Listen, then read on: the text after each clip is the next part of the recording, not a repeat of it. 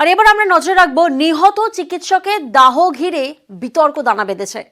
শ্মশানের কাগজে নাম নেই পরিবারের, শ্মশানের নথিতে অন্য কারো নাম রয়েছে, পরিবারের কোনো নাম নেই শ্মশানের কাগজে।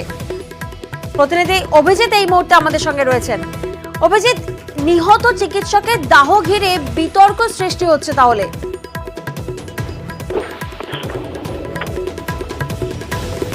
শ্মশানের কাগজে নাম নেই পরিবারের নিহত চিকিৎসকের। প্রতিনিধি অভিজিৎ এই মুহূর্তে আমাদের সঙ্গে রয়েছেন। অভিজিৎ, নিহত চিকিৎসকের দাহ ঘিরে তো এবার বিতর্ক দানা বাঁধছে।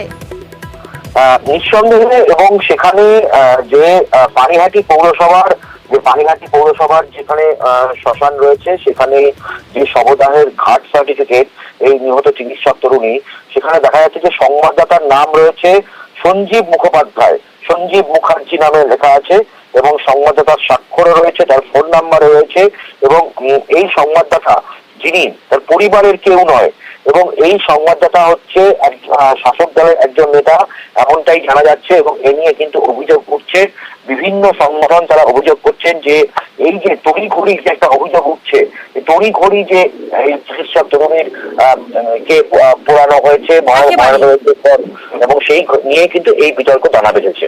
একেবারেই